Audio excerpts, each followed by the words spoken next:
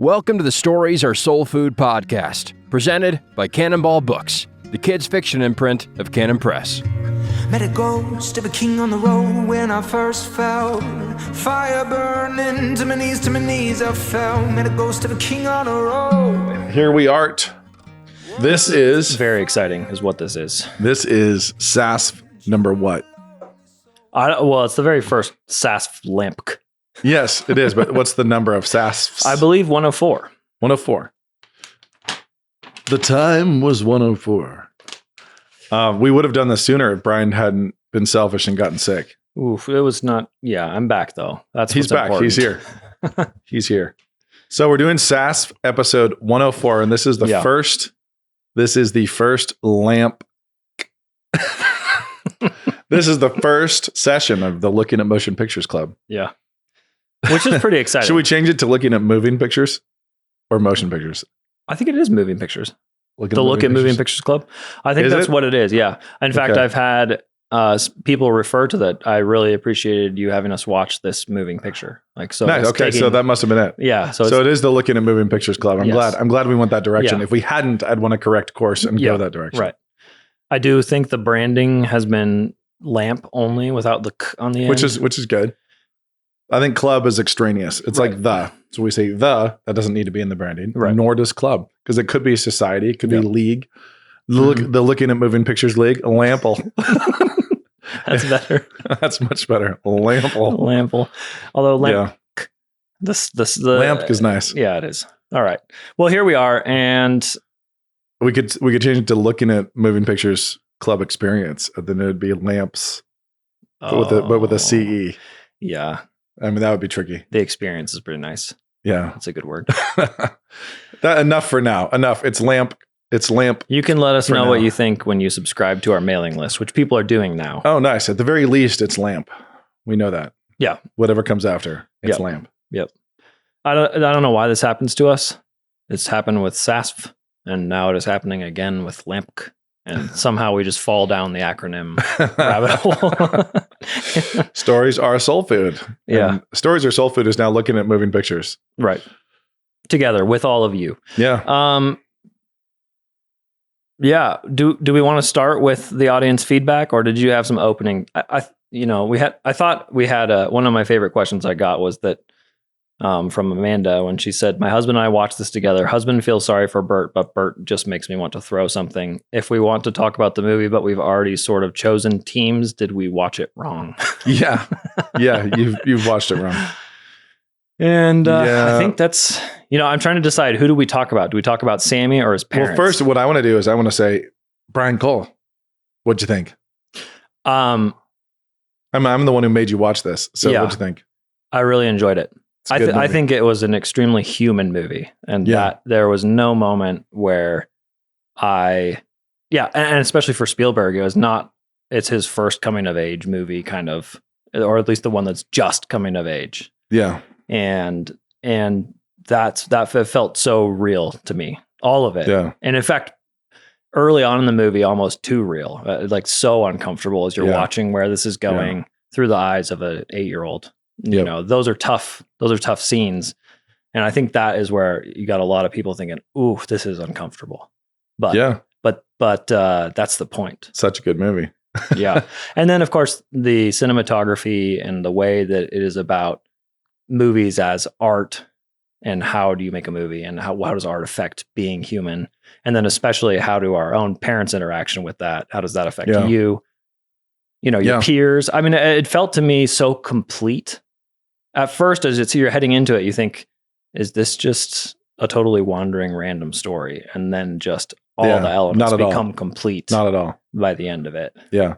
So what are let's start by just hitting some of the first audience questions, some of the best questions, and I'll kind of do my reaction to it. Well, I think a big question is how much of the film is Steven Spielberg's actual life events and how much is fictionalized? And a lot of people had that question, but I don't think that question matters. No, it doesn't matter. And it does. It doesn't matter for the story. It doesn't matter for the art. Mm-hmm. It matters for the historicity of Steven Spielberg's childhood. Right. And I would say, just knowing how movies work, I would say that it's probably all from his childhood. Yeah. And that it's overwhelmingly this is a guess though, be overwhelmingly collage work, the compression of timelines, juxtaposition of elements. That what you're seeing is like an honest, thematic, and impressionistic exploration of his childhood, as opposed to a chronological and detailed, right, like factual, not factually true, but impressionistically and thematically true. And Rogen's character was asking, he said, I asked Steven, I would always ask him, did this happen? And he'd always say yes. So like the moments and the characters, I think, down to the level of that one kid that he casts in his World War II movie. Who got the bully from his childhood who starts crying. Yeah, then he just broke him down with his directing and got him fully in this emotional method place. He just walks off. That's such a desert. Great scene. Such a great scene. So, okay. That part doesn't matter. But I do think that's pretty confusing, or I think it is important to know, hey, that doesn't matter. You should try not to focus on, did this happen to real Steven? Yeah. Did it happen to real Steven does not matter. I think it is you have to deal with the art as artifact itself, self-contained. What is it doing? And then if you want to explore the surrounding, and you want to know, wait, does this inform my view of an historical event? Then you could really explore that part. But if you're just dealing with it as a film, you don't need to know that part. Here's from Luke. I'll admit I didn't love the Fabelmans, but all the while I'm watching it and thinking I don't like it, I still in an odd way enjoyed it and was glued to the screen to figure out how it was all going to work out. What causes that? I disliked it, but still wanted to watch till the end. And I think that right there may be a lamp pick theme. Yeah. Welcome to Lamp. There's going to be a few movies like this where you're studying it, you're watching it, and you're thinking, what the heck? I'm blaming Brian's cell phone for that. It's probably mine, but I'm blaming Brian's. I'm on Do Not Disturb. Okay, fine. Let's see if it's my fault. What causes that is a well-told story is what causes that. Yeah. Real human characters. Yeah. For the same reason you can't look away when your friend does something really stupid. Or real humanity. And if the thing that makes you not care and not interested is when you have no sympathy and no connection to the protagonist. So you cannot like the film because the film is not a back rub. The film is not a pleasant experience for you. It is not a bag of Doritos for you. It is not just coddling to you, the viewer. So the film is not only pursuing your entertainment. The film is pursuing this narrative of this boy, and it makes you like that boy and interested in that boy. And it's that like and interest and sympathy to your protagonist that carries you through experiences that you are not meant to like. You're not meant to like those experiences. He didn't like those experiences. Yeah. So you're riding along vicariously through something afterwards, and you can say, I didn't like that. Yeah. As I didn't like the fact that my mom was horrible. I didn't like the fact that she did this or that or the other thing. And then my dad was helpless. Watching that situation with Sammy being, why is Mitsi being like this and why is Burt helpless? I think is the question that everybody's trying to wrestle with. Yeah. And there's a huge amount of truth and honesty in this film about interpersonal relationships and about how weakness in a man works and so on. Yeah. So, and this is a side note, but one of the key tells here is when Rogen's character, well, backing up, you have Uncle Benny. Yeah, we've got Uncle Benny. We've got the father character who is weak and being really, really understanding. Yeah. And so you think about the paper plates and never doing dishes and like, we're just grabbing the tablecloth and throwing it all in the trash. And like he explains it when people say, and he's why are we doing this? And he's like, just like, bear with my wife. We're being super sympathetic. Then we move to her practicing to play, and her nails are clacking. When her nails are clacking on the piano keys, you have him saying, it'll be fine. It'll be great. I support you. He's being very supportive and nice. And while, it's like while our mother character believes her attraction to Benny is because he's funny and he makes her laugh, he's actually the one who forces her to cut her nails. Like he actually like takes control and is like, nope, we're cutting this. This is ridiculous. While her husband is soft and helpless. He is not. Like he is a dork in so many ways. Yeah. He's a goofball in so many ways, but that right there, that commentary on attraction and dependency. Yeah. Like, why is she dependent on Benny? It's because she's looking to be controlled. She needs like leadership. She needs to be she is failing to control herself. She can't control herself. She's not comfortable with being unable to control herself. She needs someone not just who makes her laugh, quote unquote, but who actually controls her. Mm-hmm. So she feels lost and chaotic. And down to the level of their moves, which really define each part of the movie, And the unfairness here is kind of amazing because when her husband's making a decision and going, she's totally resentful and against it. And when Benny's doing something, she's submissive. And so it's not like the film is justifying her actions, but it is exploring the actual humanity of this behavior. Totally. And by the time Burt finally moves him to California, which is what he should have done for his own vision and drive, because he's a genius. By the time he did that, it was too late. And he'd already quit on every other. And if he'd done it sooner, it would have been too late sooner. Yeah. It was it's not like he waited too long. It's just that he took strong action and all of her loyalties were not with him and never had been. Yeah. So, what are the other questions? What are the best questions before I just...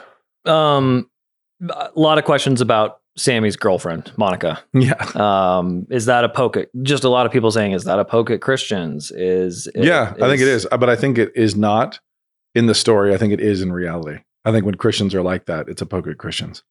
But in the story, there are Christians who are like that. Yeah. In the story, if this is a coming of age story, I think Monica is the perfect example of baby childhood. And he needs to be an adult. And so he proposes to her because he wants to get out of baby childhood. And she's like, what? And that awesome moment where she says, he says, are you planning to break up with me? And she's like, well, yeah, eventually. But not right now at prom. Right, not right now. Later, when I go to Texas A&M or wherever. Yeah, exactly. And that moment of just seeing his babyhood just come to clashing reality with adulthood, and him realizing how badly he messed it up. How badly he misunderstood that this was just stupidity. Yeah, this is just childhood. Yeah. That's most of the questions, and then application questions. What do we do with our own children who are artists? But I think fundamentally the people feel the pull between mom and dad and how Sammy is supposed to interact and follow his life between them. But for me, where the movie really got going is right when Uncle Boris stated the theme. Right. Yeah. So the movie gets on, you're uncomfortable, you feel the family, you're kind of interested in how he's making movies. But that moment when circus trainer Uncle Boris shows up is rude, where everyone else has been weirdly polite, and then tells you about how art... What, you've never grieved before? Yeah. He's amazing. Yeah. He's my favorite. Sticking your mouth on the lion's head. Yeah. That's balls. But, Yes. but sticking it, not getting it bit off, that's art. That kind of distinction was very fun. No, he's my favorite character for sure. And so bizarre, but also the one that, of course, it's like the mom had been warned about. She'd had the omen, he is the end. Like his arrival is the end. And it does tip everything. So there's all that foreboding of his arrival, but him ripping his shirt and sleeping on the floor and all that. It's fantastic. Here's probably the last question for you. Yeah. How come the mom is so hard to watch? That's from a few people that I talked to, just almost could not make it watching Mitzi. Like Mitzi was just that helicopter of, I can't watch that. And yet, and how many people are like that? How many people are unwatchable if you just focus on what she's struggling with? So, I think jumping in, if we break the film down, if you say, okay, what is this movie about? Like, what's the movie doing? What's it about? This is a debate film. And so there are movies that are like the story of, think other Spielberg films, Saving Private Ryan or whatever. Mm-hmm. There are themes and there's discussions, there's other things like that, but it's overwhelmingly this propulsion of there's a brother whose brother's died and we're trying to get to him, and you better invent a better light bulb because we all just died for you. And so there is a discussion around which life is more valuable, like who's like these guys dying for that guy, and so on in a movie like Saving Private Ryan. But in this one, it comes down to the debate. It is a debate. The whole thing is a debate. And mom, Mitzi and Burt both stake their claim, and they both debate over whether, young fictionalized Stephen is like them. And so mom is saying, you're just like me. Mm-hmm. And dad is saying, you're just like me. And dad is seeing how young, I'm going to keep calling him young little Stephen, but young little Stephen is created. Instead of Sammy. You don't like Sammy? Well, it's like people know who it is. Yeah. So, but yeah, Sammy, fine. Within the art, Sammy, when he was poking like pinpricks in the film and he was solving problems and he was approaching his filmmaking as an inventor, as an engineer, as a problem solver. Like his father. And his dad is like, oh, like that was brilliant. His dad was blown away by how the gunfire looked real in this high school movie and was stunned that, how his son had done that, and then immediately stakes his claim. Like, you are like me. And Mitzi is saying, you're just like me. Mm-hmm. He's got to do his art. Yeah. And you're just like me. And she represents basically think of the film trailer. If you watch the trailer ever, it's all about follow your dreams and follow your heart and all this stuff. Like, it's not what this movie is. There's one character who espouses that approach. She says, follow your heart. Yeah. You have to. Yeah. You have to follow your feels. Wherever your art takes you. Yeah. Burt is saying you actually want to be analytical and you want to be systematized. You want to be reasonable. You want to be, doing all these things. But he's also really, really weirdly soft and understanding of the follow your heart stuff. So he kind of like, while he thinks he has his approach, he believes the lie of Mitzi, that this is how art should be approached. Mm-hmm. So he's bought into that lie. He's submitting himself to that lie. Mm-hmm. As far as Mitzi's concerned, when it comes to art. But the debate is which of them is little Sammy. And that goes back and forth until Uncle Boris arrives. Then Uncle Boris just lays it out there. And he like declares with, sort of finality which one Sammy is. Yeah. And that terrifies and horrifies Sammy. Yeah. So Sammy is like Oedipus, where he's got all these, this horrifying prophecy, this destiny, and everybody's saying you're going to be this way. And you think that it's hard for you to watch Mitzi. Imagine if she's your mom. Yeah. Right. It's even more uncomfortable as you're trying to deal with it. So he's had Uncle Boris show up and just declare to him authoritatively that you are artist. Family art. Yeah. They'll tear you apart. And that's the, that scares Sammy. And then he pinches his face so hard. Yeah. And he's just, he's so aggressive and he's so violent and he's so crazy. And he declares the inevitability of this destroying you. The only choice is destruction. Mm-hmm. And so I think that he shows up and presents to Sammy the absolute need of choosing a dominant paradigm. Like, which one will he be? Which one? You're not going to be both, as he's just saying, just going to rip you apart. And Sammy's watching his family get ripped apart. Like he's there watching it. So he's watching Boris talk about, his mom and his own family be destroyed. And Boris is declaring that this is going to happen to Sammy too. Sammy's going to do the same thing. The thing that's cool there is that he then equates art and chasing your dreams with joining the circus. Yeah. I love that. Which is saying chaos. Like chaos. You go join the circus like he did. He thinks he's an artist because he joined the circus. It's like, really? The lion tamer. Yeah. Artist. You and me, Sammy. Yeah. You and me. Like, I'm crazy. I ran away. I joined the circus. And that's what you are as well. And he lays that down. He declares it. And then Sammy is trying to navigate life in a way that makes that not the case. Like, he resents it. He hates it. He resents his mom for doing this exact thing that Boris is describing, and so on. It's not an accident that later Mitzi buys a monkey, even representing the circus and bringing the circus into the family. So Sammy's sitting here and there's art, circus, chaos on one side. And then there's engineering, passivity, on the other. And you see the thing that's really key here is you see Burt's passivity in high relief, and you see Sammy struggle with that passivity too. I'll get the monkey vaccinated. You know, that moment of Sammy being like, yeah, it's this passivity, but also how long it takes him to lash out at his mom. Yeah. You know, it's like when he finally does lash out at his mom, it's hated. It's, you know, it's, he resents it even in himself. And he ends up, and so we see this really highlighted near the end when mom is leaving. It ends up with him becoming completely divorced and removed from his own life where he's filming it. And so he's seeing the scene and we see him, you know, doing a tracking shot that his mom is. Yeah. And so he's doing a tracking shot on this, what should be a really tragic moment. He's failing to feel it at all. And so while Uncle Boris has been like, it's going to tear you apart, it's going to rip you apart, he's actually gone into this weird place of almost a disembodied, not torn apart. It can't touch him. His sister comes in and yells at him and like rants at him. And he's like, sits there and just receives it. And is like, would you watch this film before I show it to the high school? And she does. Like I thought that was a moment of him doing the right thing. Yeah. Because rather than birding off by himself, you know, with his film, he finally does what his dad should have done and is like, I get it, but come along with like that. It's actually, moment. No, I think he is doing the right thing, but he's also, what he's not doing is anything Boris said.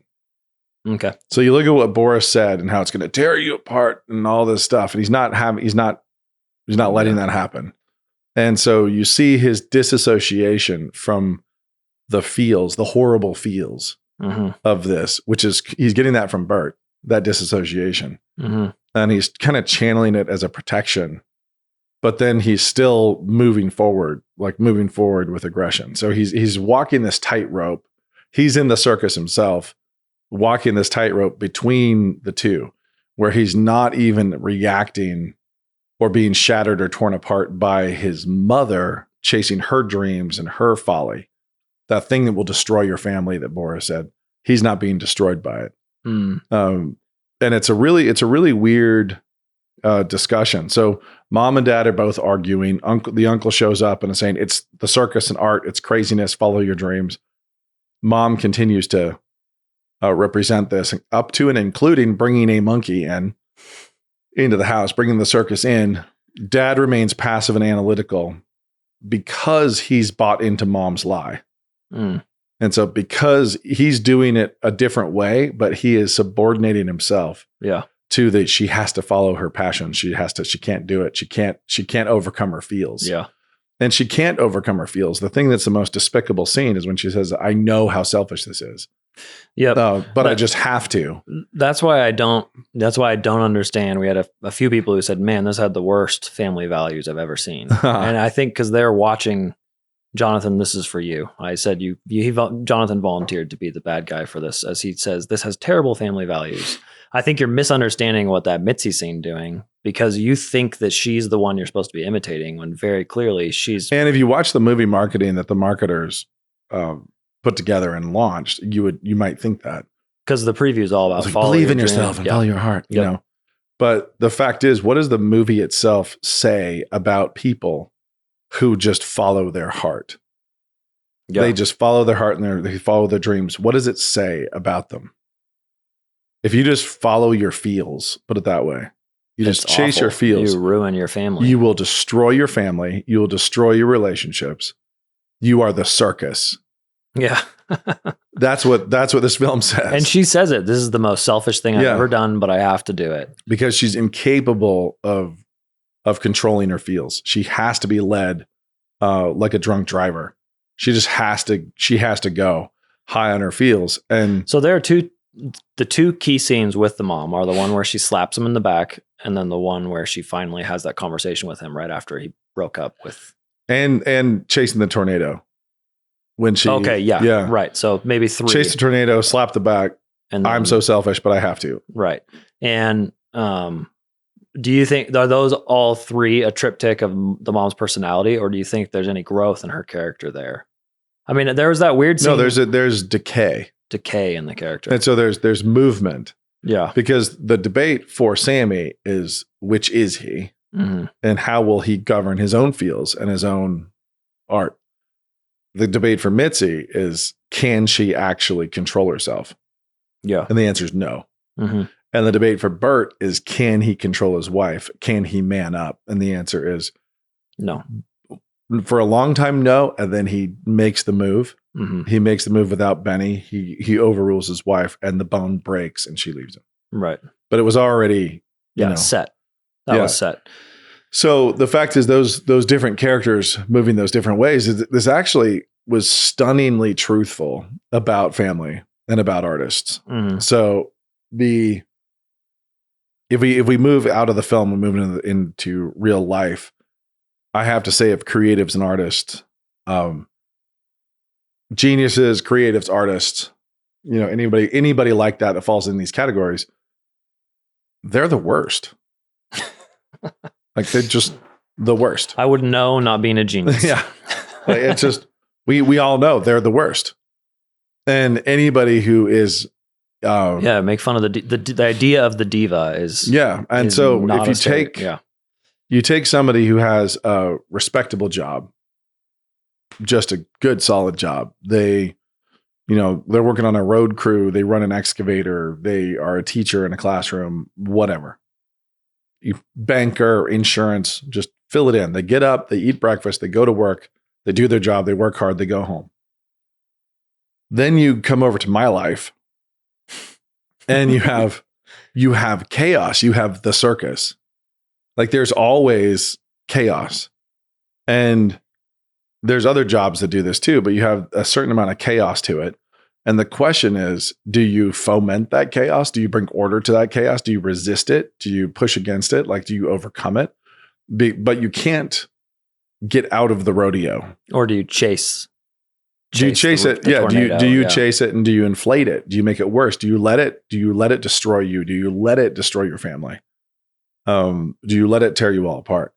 Do you justify bad behavior because of your artistic impulses? Do you justify being a piss poor human because, piss poor father, husband, because you feel like writing right now, or you have to do this. I have to go make this thing. I have to be true to yourself. I got to be true to this urge I have to bark like a dog. And so I'm going to bark like a dog. Athletes too. Another crew that can do this. Yeah. And so whenever it is, your work is an expression of yourself, and is conflated with your identity. And so I think the danger is whenever your vocation and yourself become like just combined one thing, then it's easy to buy into that and just to be awful, just to be the worst, to be thin-skinned, to be self-obsessed, to just serve your impulses and chase whatever. To flake on relationships and disappear on responsibilities because you have your art. You have to do this thing that is your self-expression. Anytime it's self-expression, then it's, I think it's really, really dangerous. And so somebody like Spielberg coming into art and feeling the need to make, and his art becomes the way he can communicate. It's the way he can face hard things. Mm-hmm. So his art is how he isn't Burt, because he's able to cut the film for his mom and communicate to his mom in the closet via the film. He can't find the nerve to tell her with his words. He can communicate. He has the strength of will and the nerve to communicate via his art. And he does that, repeatedly, starts falling back to it. And that's back to the coping mechanism when his mom's blowing the family up and he's immediately shooting the scene. Yeah. He's using art as a way of processing and coping. Well, and at the end, he does communicate with his dad. He's able, as the artist, to justify what he's doing to his dad. And he is his dad. Right. He's arrived at, he's his dad doing art. Yeah. And this is the question I have, because one question we didn't get to is, why the heck is John Ford in there? Because that's real. That's what that's what I figured. But then I also, looking for a narrative reason too, John Ford gives him analytical advice about the horizon line. It's not some feeling, go follow it. John Ford's like, hey, here's the rule. Horizon here, not here. Yep. Or it's boring. Yeah. John Ford shows up, and the thing that's really great about it, and the way Spielberg uses that scene, which happened, but he uses that scene because Ford comes in an eye patch with a lipstick? With lipstick on his cheek. Like, he comes in, obviously spawn of the circus. He is very Boris here. He's lost an eye. He's this salty, crazy dude. Yeah. And he's here with the lipstick and the eye patch. And then instead of doing the circus advice of follow your heart or anything else, it's like, look at these two pictures. Yeah. Like, not boring. Everything else is boring. Like, this is the rule with the horizon line. Yeah. And then we break the fourth wall as Sammy's walking out and Spielberg reframes the image. Okay. So, which is a great breaking of the fourth wall. I don't think I picked up on that. I should have. So as he's leaving, he's on the soundstage. The shot is framed incorrectly as he's walking away, and then he adjusts it to what Ford said. Oh, because it was boring. Yeah. So you're watching Sammy taking that analytical advice, and basically becoming it. Yeah. Yeah. And so it's a great misdirect at the end where he comes in looking like the circus and then gives the analytical Burt advice. And then, of course, then he goes home, talks to his dad about, and his dad, I think, finally is able to communicate with him. Hey, you and me are not splitting up. Yeah. We've been too far in this story together. Yep. I think that's the line. Basically, again, Boris is wrong. This isn't going to destroy us. Like, you're not going to tear us apart like your mom did. I don't think people get that about this movie. No, that's one of the reasons why I picked it, is because the complexity of the discussion and where it goes and what it says and what it arrives at, this is a condemnation of follow your heart. This is no one's going to get it. It's going to win an Oscar and they're going to miss it. They're going to be like, this is a great follow your heart movie. I don't get the last third. But it is, I hope it wins an Oscar. It's like every now and then a really good movie wins the Academy Award and it's exciting. But you look at this and you think of this discussion, the fact that it's debating this at all, that this topic is even being debated of whether should you follow your heart and is it all about self-expression or should you not? And various characters coming along and either saying with their words or representing with their actions, or then the film finally decides and resolves the issue. If you just follow your heart and follow your feels, you will self-destruct and you will destroy everyone around you. Don't do it. And pursue it. Yeah, you're an artist, but pursue it like you're Burt. Yeah. Approach your art like you're an analytical engineer, like you're actually really thinking through things and solving problems and communicating with technique. You're not just sticking your head in the lion's mouth just to get the feels, just to feel that intensely. And that's a huge part of creators. A lot of people, there are a lot of creators who are just exhibitionists. They're trying to infuse themselves so deeply into their art that if you don't care for it, you don't like it, you don't like them, you don't, you can't stand them as individuals. My wife did say that of Notes from the Tilt-A-Whirl, though. When I turned that in, she's like, well, people don't like this one. They just don't like you. And I was like, okay, fair enough. And I was like, well, I do feel like I just streaked through a mega church. Like I just threw the doors open and sprinted through and out the other side. And that's because that one really was different than what I had done before. It's like, this is nonfiction and, memoir based philosophy of religion, but it's, well, having taught freshman classes reading that book, that is entirely true. I can, 3/4 of the way through the year when we read that book, I was like, I know which kids won't like this because Nate told them they needed to stop being Mitsi. Yeah. And the thing that's funny is I do that from a position of somebody who's an artist. Yeah. And so I'm very much, one of the reasons why I love this film so much is because I have walked that far more analytical road as an artist. Yeah. Meaning, I don't read reviews. I'm not invested my ego in my work. I'm divorcing that completely. This is not work as self-expression. This comes back to this podcast. It's work as food for a crowd. Yeah. I'm cooking for a crowd. Like, how do I cook for a crowd? How do I affect these people? How am I a UPS driver just trying to give them a package? How do I just give them the experience? And that's one of the things that I think is so fantastic in the little student films that you see from Sammy, is that he is not like really, really driven by his own burden to express. He is driven by a burden to communicate and deliver. Yeah. That And fantastic line with Logan. Yeah. When Logan, the like all American, Yeah. high school kid, when he says, why'd you make me look like that? Why? You made me some kind of golden, like he golden barely, god, whatever. he can barely say words. And Sammy says, I did it to make you like me for 5 minutes or to make my film better. Yes. He just like, I needed a hero in my film. I already got the villain, the little anti-Semitic, awful friend, and that moment was so good of watching Sammy learn to communicate with his craft and seeing people really confused. He was incapable of just doing a home video. It had to have a narrative and he had to have characters. Yeah. And so he needed to get that narrative. And funny note about what that. Logan is saying is you made it up. Like, that's not what it was. It's like, well, kind of, but also not. Yeah. And what's funny is Spielberg said, he tried to reshoot his family videos or kid videos, but he said he couldn't resist improving them. So if there was like scenes he needed to make better, he'd improve camera angles and stuff like that. That was funny.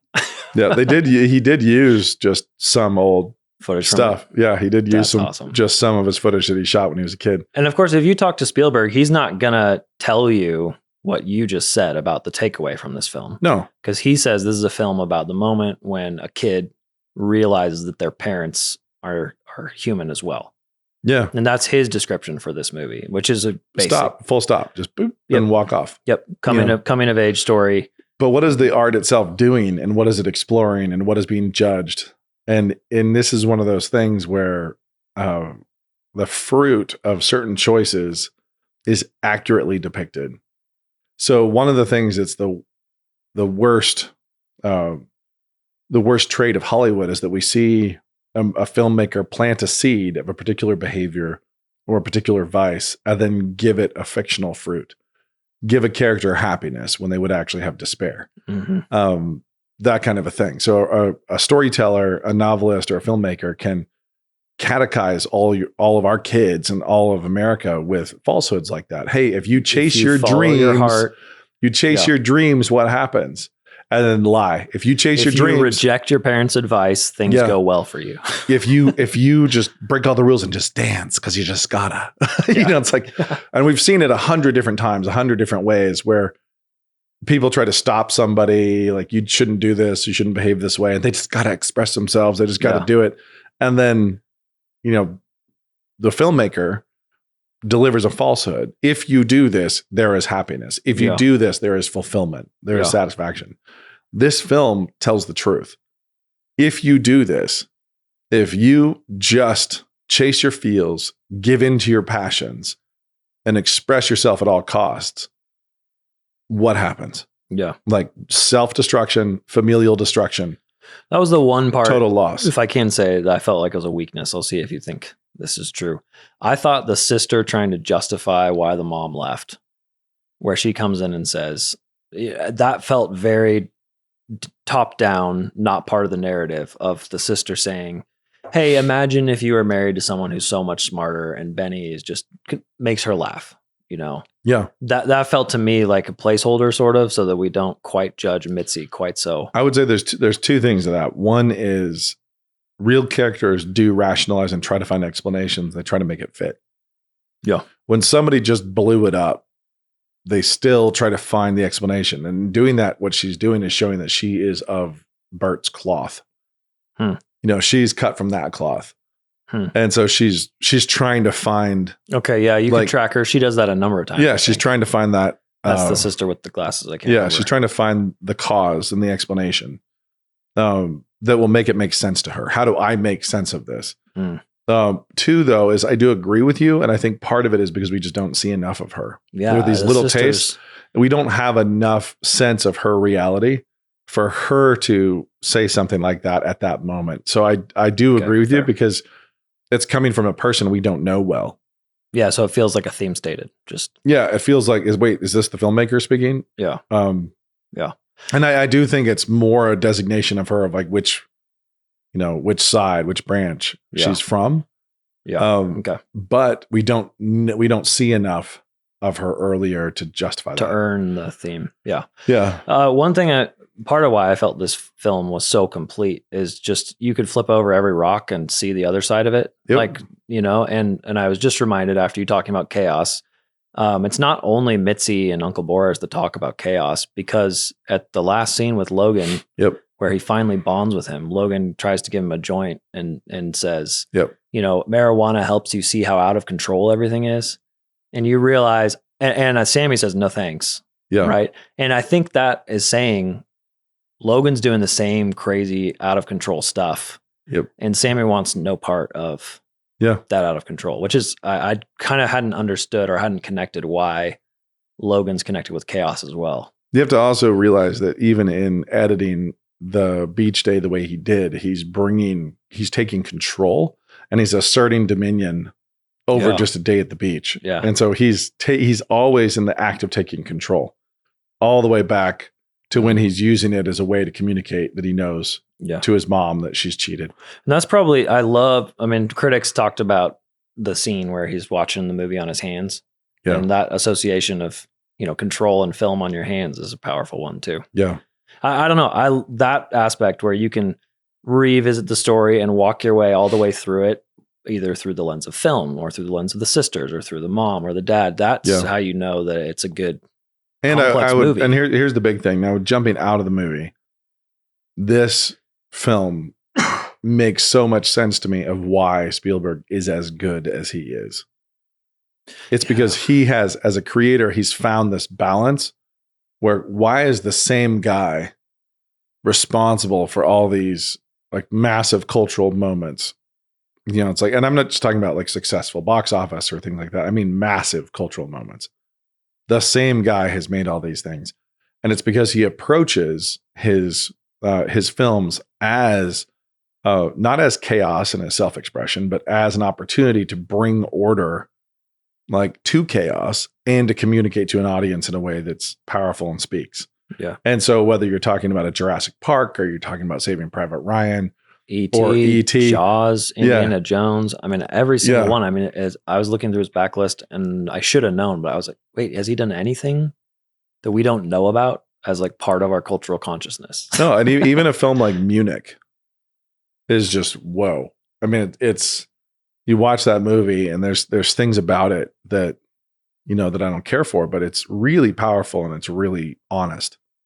And the thing that he does, not always, but the thing he does really, really well is that he tries to be honest about the consequences of choices in character and where they actually lead. And even in a popcorn movie. So where does pride lead?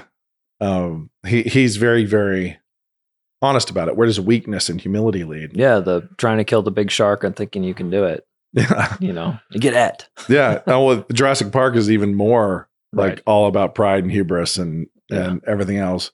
But he's so good at just delivering an experience that to the audience while still contemplating all the themes and issues involved and, you know, and generally arriving at some pretty true conclusions. Not always, but often. And this one, I think it makes sense of him as a filmmaker, that he has the circus in him. He's got the chaos in him, but he has lived a life and a professional life absolutely committed to bringing order to chaos, bringing control in that communication, which I think we see, you know, the development of Spielberg here, young Spielberg. This is how he came to be as a storyteller. These ingredients and this war and this debate between give in and chase your feelings. Yeah. And no, don't. And I think that he arrives at this tentative, there's a passivity that he deals with as his temptation, and his art and his control enables him to even communicate there and to step up there, so that he communicates, you know, in a very difficult way to his mother, but he also communicates verbally and without art to his dad at the end. So I think it's a really, really good film, a well-made film, and is the kind of thing that, you know, I wish that there were more directors who would just tackle things where they explore it, and they look at the consequences, and they tell the truth. And that's a lot to ask, actually, I know, of movies, is people tell the truth. But in this case, he does a fantastic job.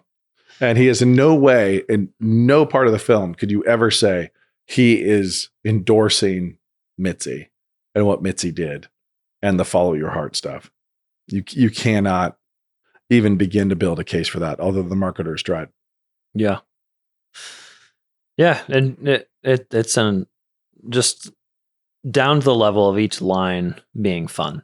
Yeah. Right. You know, when his dad came in, Burt came in and asked young Steven, you know, can you make this movie? And he said, she's sad. Her mom just died. How is this supposed to help? Yeah. Like that moment of like the conflict between grief, or her saying guilt is a wasted emotion, or Monica saying, you know, sometimes we can't fix things. All we can do is suffer. I don't know. There's just, everybody's making these big claims constantly that contradict each other. Yep. It's a constant debate. And you got to watch Sammy figuring out, hey, which one's right? Which one's true? And really the only way to know is to see the fruit. Yeah. To see the consequences of those choices. So watching Monica, the most untroubled person in the entire movie, and a kind of a freak. Yeah. Right. Say, all we can do is suffer. You're supposed to say, that's hilarious. As Sammy's sitting there with a black eye and a busted nose, you know, from the Bullies. All we can do is suffer. Yeah. That's from that chick. Yeah. From the Spirit Enter Me chick. That scene was incredible. Yes, it was. He just wanted to kiss her. So he's like, all right, you know? Okay. So, okay, there we go. That's Fabelmans. Yeah. Lamp. We looked at that moving picture. Yeah. We'll pick another one next episode. When do we have to pick? Well, I think next week. Was I supposed to have let them know today? No, I don't think so. If we're going to pick next episode, will they have heard this before we pick? Yeah, this comes out on Monday. Okay. Well, if you have requests or suggestions, feel free to. Maybe we'll wait 2 weeks to do it. Fire them in. No, it's fine. I mean, we can even just say this on socials or whatever. Yeah. Send in your. I'll do that. Suggestions. I'll send an email to the email subscribers, see if they have any suggestions too, because that'll be a quick way. Yeah, perfect. I've got a couple. I've got a little short list in my head that we could jump to, but some of those looked bleak based on the ones you said. Did you steer away from some of the bleaker ones? Were you going to assign Munich? We can wait a minute before we do more Spielberg. Munich's amazing in many ways. I've wanted to watch it and haven't. I mean, I have some huge Spielberg misses. As I was looking at this, I thought, I haven't. You're like Amistad. Yeah. I shouldn't tell Nate that I haven't seen this movie. So yeah, this next one we'll see. I think that it will not be happy joy, but I wouldn't expect that. It'll be a good film. Yeah. In other news, New Line Cinema, new Lord of the Rings movies just announced.